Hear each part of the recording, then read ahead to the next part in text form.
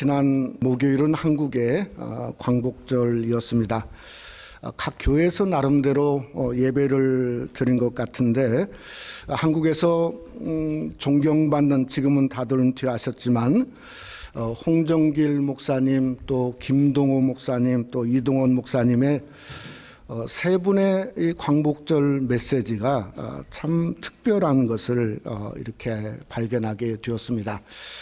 여러분이 잘 아시는 이 홍정길 목사님은 말씀 중에서 객관적으로 입장해서 광복절을 보면서 현 정부의 어떤 역사관을 비판을 한 내용을 읽어보게 되었어요. 또 김동호 목사님은 암투병 중이신데 그런 중에도 불구하고 주관적인 입장에서 말씀을 전했어요. 하는 말이 우리가 손해를 좀 보더라도 때로는 자존심을 지켜야 된다 하는 내용이 그 안에 있었습니다. 근데 이동원 목사님은 상당히 더 영적으로 말씀을 전했어요. 그 내용이 뭔가 하면 국권 상실의 책임은 우리에게도 있다는 거예요. 그런데 우리가 영적으로 하나님 앞에 회개하고 다시금 일어설 수 있어야 된다. 그래서 우리 민족의 역사가 더 이상 친일, 반일 이제는 하지 말고 스스로 우리가 일어나는 극일을 해야 한다 하는 내용을 읽어보게 되었습니다. 저로서는 사실 영적인 관점이 제 마음에 많이 와닿게 되었습니다. 우리 신앙인에 있어서의 진정한 광복은 사실은 영적 광복이지 않습니까? 로마서 8장 1절로 2절에 보면, 그러므로 이제 그리스도 안에 있는 자에게는 결코 정죄함이 없나니 이는 그리스도 예수 안에 있는 생명의 성령의 법이 죄와 사망의 법에서 너를 해방하였습니다. 그러니까 우리가 예수님을 믿음으로 말미암아 정말 영적인 광복이죠. 우리가 죄에서 해방되고 하나님의 자녀가 되고, 이것이 우리에게 정말 중요한 영적인 광복이고, 저는 우리 새생명 한인교회 그 사명이 되시기를 주님의 이름으로 부탁을 드리고자 합니다. 오늘 본문인 사도행전 9장은 사도행전 2장의 성령 강림 후에 태동했던 예루살렘 교회가 어쩌면은 처음으로 가져보는 마치 광복과 같은 평안과 기쁨의 장이 바로 사도행전 9장이라고 생각합니다. 예루살렘 교회가 생긴 후에 많은 성장을 했지만은 그러나 환란이 있었죠. 그 환란의 정점이 안수 집사였던 스데반이 순교하게 되는 것이 피크로 올라가게 되었고, 또 그 다음 장에 가서 보면 사울이라고 하는 사람이 사도행전 8장에 예루살렘 교회를 잔멸했습니다. 그랬던 사울이 9장에 와서는 무슨 일을 했죠? 다메섹까지 가서 믿는 사람을 오게 그저 가두려고 가다가 다메섹 도상에서 예수님을 만났습니다. 그래서 한마디로 뒤집어졌지 않습니까? 완전히 바꿔졌어요. 그 다음부터 변해가지고 22절에 보면 예수가 그리스도임을 증거하기를 시작했어요. 그리고 완전히 하나님의 교회가 진짜 그저 나중에 사도 바울이 되어지는 이러한 그 천군 만마를 얻었기 때문에 오늘 성경에 말한 것처럼 평안하고 숫자가 더하는 역사가 일어나게 되었다고 하는 겁니다. 여러분, 교회가 모처럼 얻은 평안과 안식이 있다고 한다면 어떻게 해야 되겠어요? 뭔가 나름대로 쉼이 필요하고 다짐이 필요할 텐데, 오늘 32절에 보니까 베드로가 뭔 일을 했냐면 사방으로 두루 다니기를 시작했어요. 그러니까 열심히 뭔가를 하려고 그저 몸부림을 쳤다는 거예요. 마치 이곳저곳 우리가 은퇴하면 보통 리타이어, 그래서 타이어를 바꿔 끼고 또 달리지 않습니까? 그러니까 마치 정신없이 바쁜 것처럼 오늘 베드로가 그 모습을 드러내고 있는 것이 본문이라는 거예요. 저는 이 베드로의 어떤 몸부림은 뭔가 하면 이게 땅끝의 몸부림이다, 이렇게 생각하고 싶습니다. 선교적인 몸부림이죠. 또 선교적인 몸부림은 하나님의 교회를 뭔가 더 성장시키려고 했던 그러한 베드로의 몸부림이 아니고, 제가 보기에는 교회가 교회 되게 하고자 하는 더함의 몸부림이 오늘 베드로의 몸부림이다, 이렇게 생각하게 되었다고 하는 겁니다. 여러분, 오늘 본문 중에서 베드로의 어떤 교회가 교회 되게 하고자 하는 더함의 몸부림이 없었다고 한다면 사실은 이방의 복음이 전해질 기회를 잃어버렸을 겁니다. 또 그뿐만 아니라 그저 다음에 보는 안디옥 교회도 탄생할 수도 없었고 어쩌면 사도 바울도 탄생할 수 없었다, 이렇게 생각이 되어진 겁니다. 마치 예루살렘 교회가 오늘 본문에서 그저 반짝거리고 뭔가 그저 부흥했었다 하는 것으로 그냥 끝나는 목표점이 없는 그런 교회로 전락하고 말게 되었을 겁니다. 저는 오늘 우리 교회가 창립 10주년을 이제 한 달 후에 맞이하면서 사실은 우리 새생명 한인교회가 저는 바로 오늘 본문의 시점에 와 있다고 생각합니다. 무슨 시점인가? 우리 교회가 교회다운 교회로 더하기 위해서는 베드로처럼 땅끝의 몸부림이 우리 교회에 필요하다는 생각을 하게 되었습니다. 정말 베드로가 가졌던 이런 영적 지경을 더하는 몸부림이 우리 새생명 한인교회 공동체의 비전이 되어지기를 주님의 이름으로 축원합니다. 그건 무슨 세상적인 흑암도 아니고 무슨 숫자적으로 더하는 것도 아니고 그저 올해 교회 표처럼 새로운 기쁨을 더하는 것처럼 뭔가 주님 안에서 영적인 그 땅끝의 비전을 더하는 역사가 10주년 맞는 우리 교회에 있어야 된다고 하는 겁니다. 그래서 오늘 말씀을 상고하면서 저와 여러분이 베드로의 그러한 땅끝의 몸부림이 우리 교회와 여러분과 함께 몸부림이 되어지기를 원합니다. 베드로가 땅끝에 서 있어 보니까 하나님이 하늘의 문을 여시고 8년 된 중풍병자가 낫게 되고 죽은 자가 일어나게 되는 모습을 우리가 볼 수 있다고 하는 거죠. 그러니까 결국은 하나님이 기뻐하는 성도와 교회의 모습이죠. 오늘도 우리가 말씀을 상고하면서 우리에게도 룻다에 서보게 되어지고 요바로 가게 되어지고 안디옥에 한번 가보게 되어지고 우리 가운데 고넬료가 탄생하고 고넬료를 통해서 이방의 문들이 열어지고 안디옥이 활짝 열려지는 그러한 출발점이 되는 역사가 오늘 또 말씀을 상고하는 우리 새생명 한인교회와 여러분 속에 함께 하시기를 주님의 이름으로 축원합니다. 첫째로 베드로는 땅끝의 비전을 심고자 노력했습니다. 하나님의 교회가 바로 서기를 원하지 않습니까? 그 교회가 저는 바로 서려고 하면 적어도 세 가지가 있어야 된다고 생각을 합니다. 첫째는 뭔가 하면 영적인 성장이 필요합니다. 영적인 성장은 뭘로 성장하냐? 하나님의 말씀이죠. 또 하나님의 말씀뿐만 아니라 하나님의 은혜가 있어야 그 말씀을 먹고 자랄 수 있는 영적 성장이 일어날 수 있죠. 그래서 히브리서 12장의 말씀처럼 너희가 진동치 못할 나라를 받았은즉 은혜를 받자. 그러니까 우리가 정말 은혜 받고 말씀에 거하는 일을 위해서 우리 교회가 필요하다고 하는 거죠. 또 하나는 뭔가 하면 영적인 성숙입니다. 어떻게든 성숙함이 너무나 중요하지 않습니까? 어떻게 하면 성숙해야 되는가? 저는 호세아 선지자에게 선지자가 말한 호세아 6장에 보면 이런 말씀이 있어요. 너희가 힘써 여호와를 알자. 너무 중요한 말씀이죠.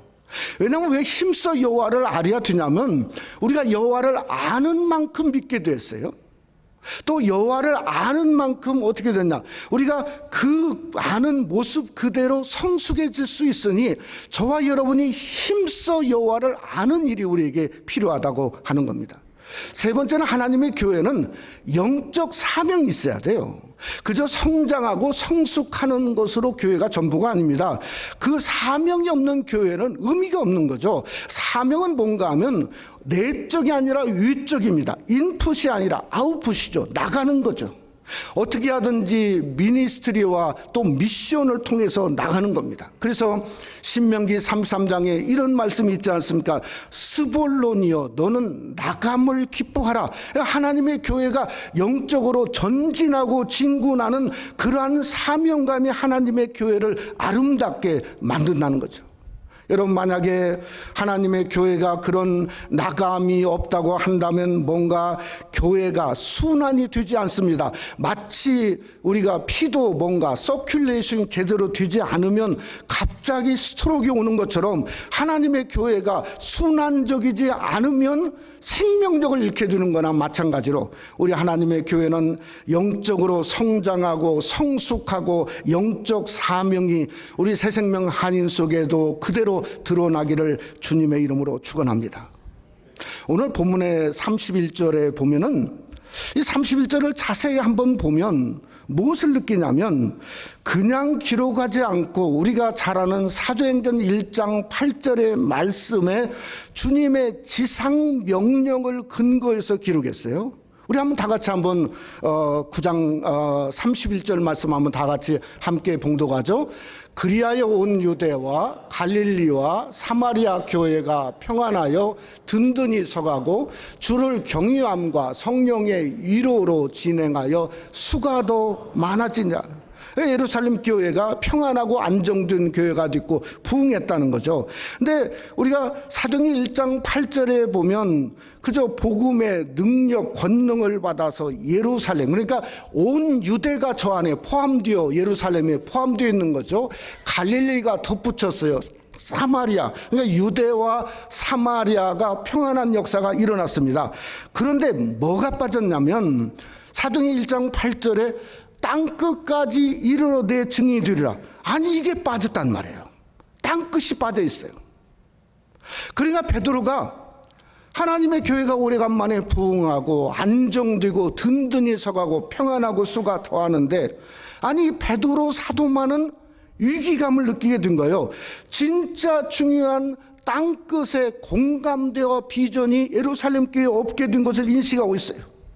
그래서 그가 땅끝의 비전을 예루살렘 교회에 심지 아니하면 그 예루살렘 교회가 소망이 없다고 생각하고 그저 오늘 말씀처럼 그때의 베드로가 사방으로 두루 돌아다니면서 땅끝에 몸부림을 치고 있다고 하는 겁니다.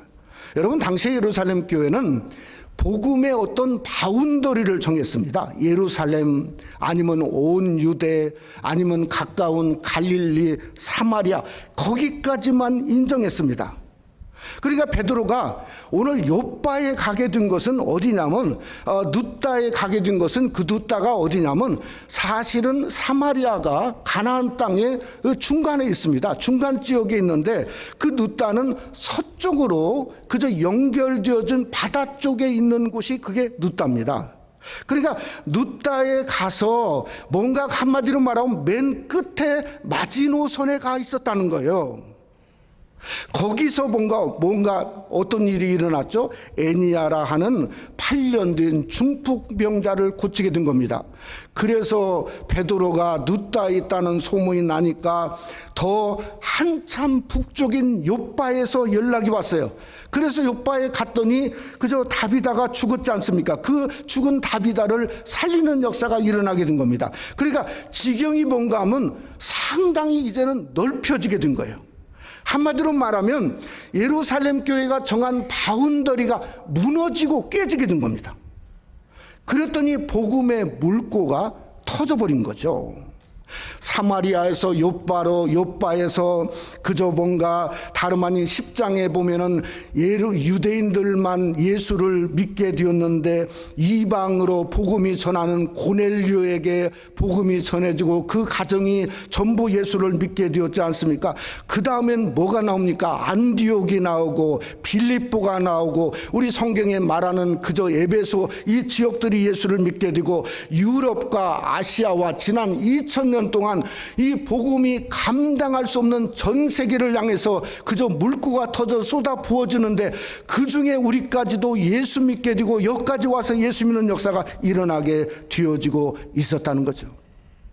그냥 한마디로 말하면 복음의 문은 그저 어디에 서 있냐?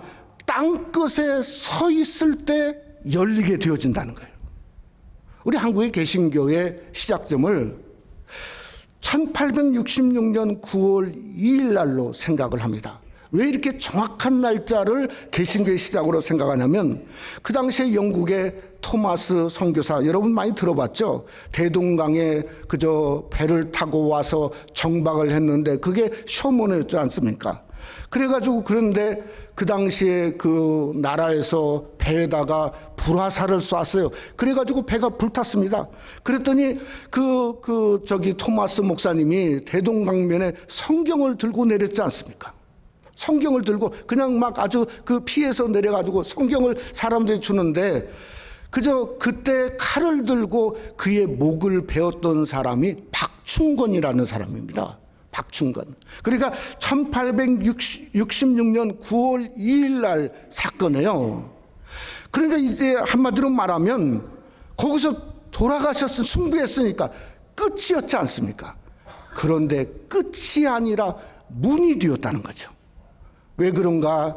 선교사님을 죽이게 됐던 박충건은 영주라고 하는 곳에 가서 예수님을 믿고 영주 지역에 가서 복음을 전하고 영주교회를 세웠고 그 영주교회 담임 전도자가 된 그러한 사실이 우리 한국 기독교의 역사에 있다고 하는 겁니다. 그래서 우리가 복음을 따라가야 되죠. 복음을 따라가서 복음 끝에 서 있는 그 역사가 바로 닫혔던 문들을 열어지게 하는 놀라운 전환점이라는 거예요. 그리고 하나님의 교회가 마치 땅끝이 막혀 있으면 우리 교회가 10주년 맞이해서 그냥 잠시 반짝이다가 이 교회는 사라질 수밖에 없는 거예요. 그게 땅끝이 막혀 있는 교회의 모습이라는 거예요. 그러니까 우리는 뭔가 복음을 들고 어떻게 하든지 저와 여러분이 어디를 향해서 가야 되냐면 우리의 현재의 삶 속에 땅끝이건 세상의 땅끝이건 땅끝이라고 생각하는 곳에 서 있어야 하나님이 문을 여시고 함께 하시고 능력으로 역사하시고 하나님의 권능을 드러낼 수 있다고 하는 겁니다.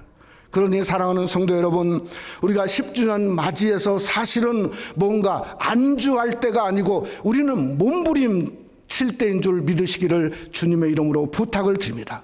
어떻게 하든지 우리 교회가 복음의 문을 열고자 땅끝을 향해서 내 마음에 심고 저 땅끝을 향해 기도하고 땅끝을 향해 달려가게 될 때 하나님이 우리 교회를 통해서 새로운 생명의 문들이 활짝 열려지는 귀한 역사로 저와 여러분과 우리 교회를 사용하는 귀한 축복이 함께 하시기를 주님의 이름으로 축원합니다. 두 번째로 베드로는 복음의 도구가 되기를 원했습니다. 오늘날 지구상에 참 가장 위험해 보이는 지역 중에 하나를 들라면 저는 홍콩을 이렇게 들고 싶습니다. 홍콩은 한 번도 가보지 못했지만 1000만 가까이가 사는 곳이지 않습니까? 홍콩에 요즘에 데모로 참 엄청난 혼란 속에 있는데 그 수백만 자유대를 이끄는 그 지도자들이 전부 20대들입니다. 그 중에 그 한 명의 예를 들려고 하면 우리 한자로 말하면 황지봉입니다. 또 발음 그대로 웡지풍입니다. 근데 영어 이름이 뭔가 하면 좌시아 왕이에요. 좌시아가 뭡니까? 여호수아예요, 여호수아. 22살에 그 홍콩에 있는 기독교 대학을 다니는 대학생이에요. 근데 거기 지도자들 일명이 전부 기독교 대학을 다니는 대학생이에요. 근데 이 좌우시아 웡은 어떤 사람은 지난 5년 전 17살 나이, 이 티네이저죠. 고등학생 나이에 이 홍콩에 우산혁명이 일으켰습니다. 그 자유혁명을 그때 시작했는데 그때 고등학생인 그 고등학생이 복음을 들고 나가서 그저 중국 정부를 항거하고 나갔지 않습니까? 그 하는 얘기가 뭔가 하면 간단히 말하면 홍콩을 공산주의 나라로 만들 수 없다는 거예요. 지금 우리가 잘 알듯이 홍콩에 수백 대의 탱크가 전진하냐 마느냐 진입을 앞두고 있는데 저는 하나님이 그들을 통해서 정말 예수 그리스도의 도구 십자가를 그저 붙들며 어떻게 하든지 이겨내는 귀한 역사가 일어날 수 있도록 여러분도 함께 기도하는 은혜가 함께하기를 원합니다. 저는 오늘 베드로와 바울을 보면서 참 다른 점을 발견하게 되었습니다. 여러분, 사도 바울은 프렌팅의 명수죠. 수많은 교회들을 세웠어요. 고린도, 갈라디아, 에베소, 빌립보, 골로새, 또 데살로니가. 근데 베드로는 예루살렘 교회 하나가 전부예요. 예? 한 번도 베드로는 예루살렘 교회를 사실은 벗어나 본 적, 마지막에 로마에 갔지만은 그러나 그 예루살렘 교회를 벗어나 본 적이 없어요. 오늘 32절에 베드로가 뭐라고 말했냐면 룻다에 있는 성도에게로 내려갔다, 이 말. 내려갔다는 말이 굉장히 의미가 있어요. 왜냐하면 내려갔다는 말은 그저 높은 데에서 내려간 거지 않습니까? 높은 데가 어디죠? 예루살렘은 높아요. 그런데 제가 가서 보니까 룻다나 요빠는, 지금 요빠는 그저 우리가 잘 아는 텔아비브죠. 예전에 이스라엘 수도였지 않습니까? 그 지역은 굉장히 낮아요. 늪지대에 거의 가까운 그런 낮은 지역에. 그러니까 내려갔다는 의미는 뭔가 하면 예루살렘 교회에서 출발했다는 거예요. 예루살렘 교회. 또한 여기에 보면 요빠의 도르가를 36절에 보면 여제자라고 그랬습니다. 그러니까 예루살렘 교회에 마치 여집사, 여권사임이 분명하다 생각할 수 있어요. 그러니까 이건 뭔가 베드로는 중심이 뭔가 하나님의 교회였어요. 우리에게 너무나 중요한 메시지가 있습니다. 저와 여러분이 땅끝의 열정을 가지고 뭔가 땅끝의 복음을 전하기 위한 열정을 가지고 있으면 있을수록 우리는 뭐가 되어야 되면 하나님의 교회가 중심이 되어지고 하나님의 교회를 사랑해야 된다고 하는 메시지가 이 속에 담겨 있다는 거죠. 우리 교회가 속한 우리 노예 어느 교회가 수십만 불을 들여가지고 아시아 어느 지역에 신학교를 전격적으로 세웠습니다. 교회가 다른 일을 않고 수십만 불을 들여갖고 세웠어요. 근데 거기에 선교 지역만 갔다 오면 교인들이 시험에 들어가지고 교회 안 나오고 문제가 생기는 거예요. 그래서 알아봤더니 아니 거기에 파송에 있는 신학교 학감인 선교사 분이 교회는 이래야 되고 선교는 이래야 되고 이렇게 해야 되고 저래야 되고 결국에는 그 신학교를 자기 것으로 만들어 버렸어요. 그 교회가 엄청 큰 어려움이 있어갖고 지금도 그 후유증을 벗어나지 못하고 있다고 하는 모습을 보면서 베드로가 얼마나 중요한가, 얼마나 중요한가, 하나님의 교회가 중심이 되어야 되지 않겠는가. 오늘 베드로는 오늘 이 사역도 달랐습니다. 룻다에 갔더니 애니야가 있었습니다. 중풍 걸린 지 8년 됐습니다. 근데 하는 말이 애니야야, 예수 그리스도께서 너를 낫게 하시니 일어나 내 자리를 정돈하라 한데 일어나니. 그러니까 뭔가 그 복음의 역사가 자기 자신을 드러낸 게 아니에요. 예수 그리스도가 너를 낫게 한다. 예수 권세의 이름, 그 주님의 능력을 뭔가 베드로가 선포했지 않습니까? 여러분, 요빠에서 다비다를 살린 사건도 엄청난 사건이고 마치 나사로를 살린 엄청난 사건을 베드로가 오늘 기록하고 있지 않습니까? 그런데 자기는 드러나지 않았어요. 오늘 성경에 보니까 40절에 무릎을 꿇고 기도했습니다. 또 부활의 주님을 믿고 다비다야 일어나라고 부활의 능력을 선포했습니다. 그랬더니 사도행전 9장 42절에 보니까 이렇게 현대의 성경에 번역했어요. 그리고 그 소문이 온 요빠에 퍼져서 많은 사람이 주님을 믿었다는 거예요.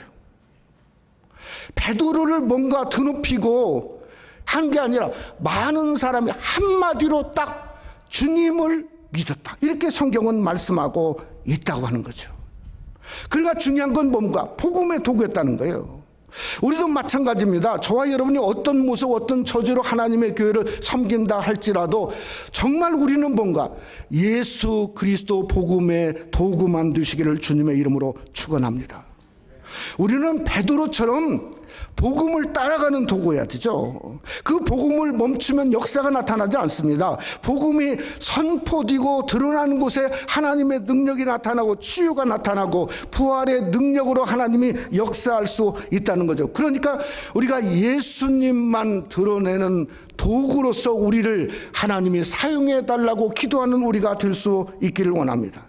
저는 저희 교회가 10주년을 맞는 우리 교회도 정말 어떤 교회가 되어야 될까, 제 기도나 여러분의 기도 제목이 뭡니까? 우리는 그저 뭔가 대단한 뭔가를 원하지 않지만, 그러나 복음의 도구만은 우리는 절대 양보해서는 안 되는 거죠. 하늘의 문을 열고 그럴 때 하나님이 사용하고 말씀이 흥왕하고 정말 뭔가 일으키고 살리는 역사가 됨으로 말미암아 하나님이 우리 교회를 진정 저와 여러분을 복음의 도구로 사용하는 귀한 은혜가 우리 속에 함께 하시기를 주님의 이름으로 축원합니다. 말씀을 맺고자 합니다. 제가 교회를 그동안 섬기면서 항상 제 마음 가운데는 어떤 텐션이 있었습니다. 그 텐션이 뭔가 하면 교회와 땅끝의 어떤 갈림길 속에서 어떻게 해야 되는가 하는 것이 제 마음속에 있게 되었다고 하는 거죠. 이 땅끝을 이렇게 찾아서 베드로가 두루 다닌 것처럼 사실은 땅끝을 찾고 땅끝에 비전을 심는다고 하는 것은 진짜 어려웠지만은 어쩌면 가장 기쁜 일이다, 이렇게 생각하게 되었습니다.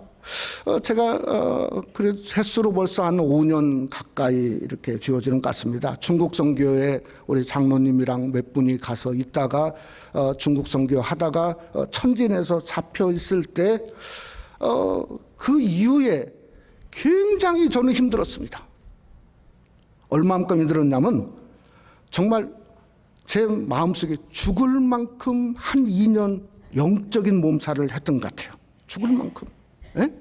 아마 우리 교회도 그때가 가장 어려웠다고 생각합니다. 왜 그런가 하면 땅끝이 막혀버렸어요. 땅끝이 막혀버리니까 갑자기 목사가 힘이 없어요. 교회가 뭔가 힘이 없는 것처럼 보여요. 예? 그러니까 그걸 보면 땅끝을 참 이게 그 지향했던 그런 생각이 들어진다고 하는 겁니다.